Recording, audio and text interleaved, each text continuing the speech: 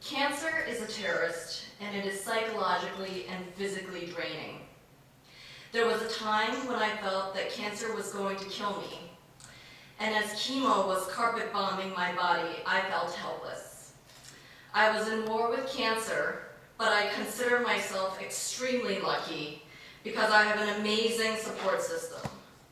This is a story about me and my army. In June or July of 2010, I felt a marbleized mass in my right breast, but I didn't think it was cancer. Instead, I thought I pulled a muscle at the gym because it did not feel like a hard kernel or a marble. I had an appointment to see my gynecologist in a few months for my annual exam, so I figured I would ask her about it if I could still feel the mass in my breast. I went to my gynecologist's office on September 1st, and as the nurse was prepping me for my exam, she asked me a few routine questions, which included if I had noticed anything unusual in my breast over the course of the past year. To be honest, I had forgotten all about the mass in my breast until the nurse reminded me to tell the doctor about anything out of the norm. The doctor came into the room, and as the doctor started to examine my right breast, I told her about the mass, and she told me that it is most likely nothing. But because of my family history, my maternal grandmother and my mother had breast cancer, she would like me to go and get a sonogram so we both feel better. That evening, I told my parents and Miyuki, my sister, about my upcoming appointment, and they offered to come with me. But I told them that it wasn't necessary because I believed that the doctor was going to tell me that I'm a hypochondriac and send me on my way. I left my office at ABC News a little before 2 on September 2nd, and I told everyone at work I should be back in about an hour, and I got to my appointment right on time. The technician scanned my right breast with a wand, and she looked at me and said, "This is very routine, but the doctor is going to come in and repeat what I just did." I felt like a huge rock just came falling down on me. The radiologist came into the room and scanned my right breast.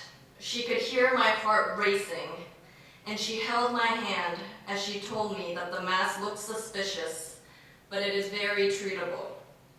She scheduled a mammogram and a biopsy for me right away.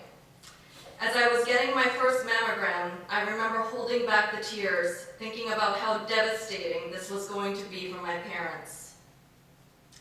After the mammogram, the radiologist took me to a private room, and she told me that I have a little bit of time before the biopsy, so I should make any phone calls I wanted to make. I called my mom, and as soon as I heard my mother's concerned voice, the tears started flooding into my eyes. She said, "They found something. Where are you? What is the address?" My mind went blank, and I stumbled down the hall to the nurse's station to ask for the address.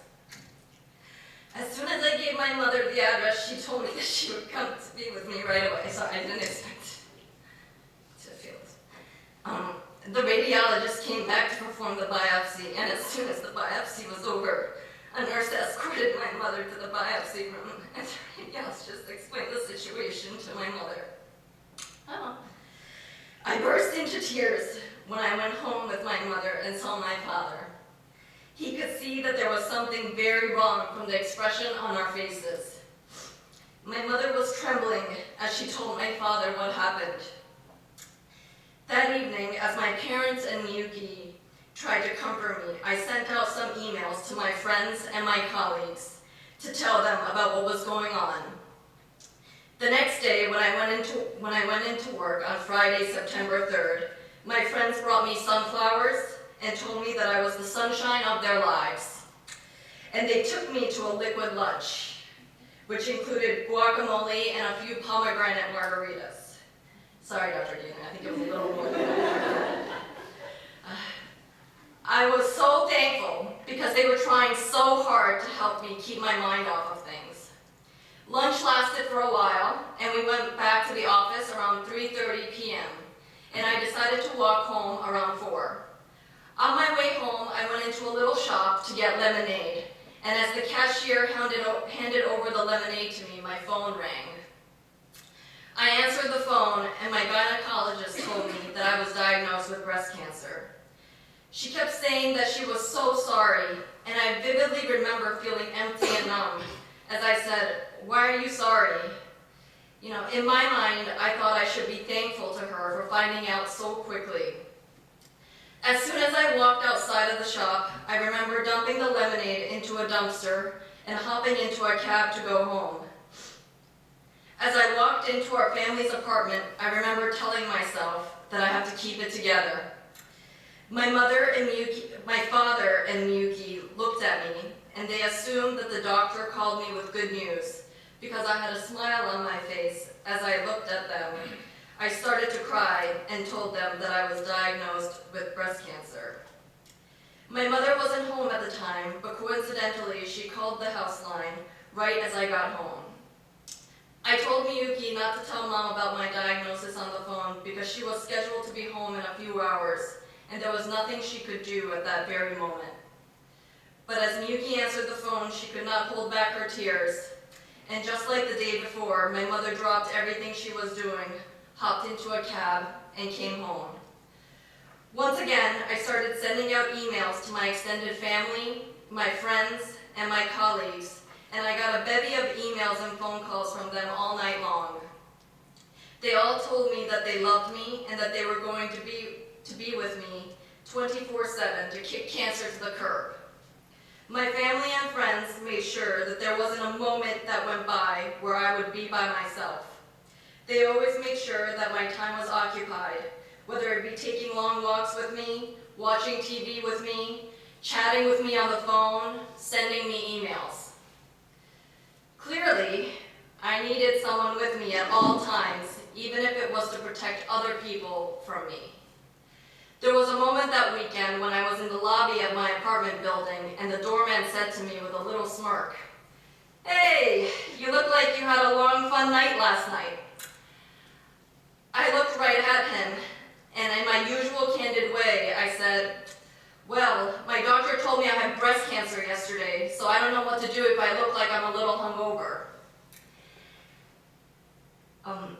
Anyway, this particular doorman avoided making eye contact with me for a couple of weeks. That weekend, I also made a new lifelong friend and a lifelong member of my army. I was introduced to Geraldine Lucas, a former ABC News producer and breast cancer survivor, who wrote a book that was made into a movie, Why I Wore Lipstick to My Mastectomy, documenting her heroic and inspiring journey. Geraldine told me that there is a possibility that my fertility may be compromised due to the possible treatments I may be receiving, and that I should consider banking my eggs. When Geraldine was diagnosed with breast cancer 16 years ago, at the age of 27, the doctors discouraged her from even thinking about the possibility of conceiving a child on her own, because there was not enough data at the time showing the rate of recurrence in women who decide to get pregnant after breast cancer. Geraldine defied the odds because she gave birth to two beautiful children. There's Sky right there, her daughter, she's so pretty. She's so great. Over the next couple of weeks, I was tested for the breast cancer genes BRCA1 and BRCA2, which came back negative. And after meeting with a few breast surgeons to discuss my options, I found the surgeon I knew that I needed if I was going to win this war against cancer. Things have definitely changed since Geraldine was diagnosed with cancer because my surgeon encouraged me to meet with fertility specialists to bank my eggs. I was not sold on the idea because I didn't think it was responsible of me to have children, and fertility preservation is not cheap. But my surgeon explained to me that by the time I have children, there may be a cure, treatment options may be different, and she pointed out that I am simply too young to make a decision I may regret later on. Fertility preservation can cost thousands of dollars, but I was fortunate because my insurance company offered to pay for part of the expense, and a program called Fertile Hope, which is a program run by Livestrong, also assisted me. I had a single mastectomy with reconstruction on October 5th. The OR exam of my sentinel lymph node, which indicates whether or not cancer spread to my lymph nodes, came back negative. Surprisingly, when my plastic surgeon told me to look at my breast the next day, I was relieved because I thought my breast looked great. I knew, yeah, by the way, I just had my nipple surgery, and I think it's on its way to looking fantastic. But I knew that the reconstruction would take months to complete, but I felt that if my breast looked great after the initial surgery, I had nothing to worry about in regards to the end result. My family and friends came to visit me at the hospital, and Miyuki stayed with me for 2 nights, as she was my personal assistant, sending out emails, replying to emails, and taking phone calls from my family, friends, and colleagues who wanted to know about how I was doing. Miyuki resigned from being my personal assistant as soon as I left the hospital. Over the course of the week, my family and friends came to visit me at home, had food delivered to my home, and at one point, the apartment looked like the botanical gardens because so many people sent me flowers to cheer me up. In this celebratory mood, thinking that I would go into the treatment phase, I went to see my surgeon with my family for my 1-week post-op follow-up visit, and she told me that a closer look at my lymph nodes indicated that there was a microscopic cancer cell in one of my sentinel nodes, and in my situation, she recommended that I have a second surgery to take out the rest of my lymph nodes. My surgeon warned me before the mastectomy that there was a 20% chance that this could happen, but I wasn't expecting it at all. At that point, I felt as though this cancer was going to kill me. As I scheduled the surgery at the surgeon's office, I tried to keep it together, but I was devastated. I decided to go and speak to a psychiatrist to sort out my thoughts and fears. A week later, I had the rest of my lymph nodes removed, and a few weeks after that, I went through the fertility preservation procedure. The doctors were able to retrieve 33 eggs. Around that time, Geraldine had an audience with the Pope in Rome, and she asked him to bless a St. Gerard medallion. St. Gerard is the patron saint of motherhood, and Geraldine gave me the medallion when she returned to New York. She told me that I am blessed, and she also reminded me that 33 eggs is symbolic because there are 33 beads on the rosary. I had taken a leave of absence from work for 2 months, and I returned to work on December 6th. I started chemotherapy on Thursday, December 16th. I was on the ACT chemo regimen, and it was once every 2 weeks for 4 months. Chemo was the most debilitating experience of my life. I was so nauseous, I remember curling up in the fetal position on the bathroom floor. I was in pain, I was exhausted, and I felt numb.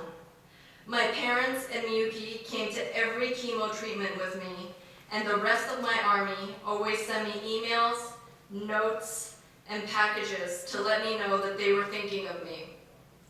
Thankfully for me, chemo was temporary, and my last treatment was at the end of March. I am forever grateful to my family, my friends, my colleagues, and my doctors who have been with me every step of the way. There is no guarantee that cancer will not return. The only guarantee I have in life is that my army is always there to support me, and cancer should be fearful of my army.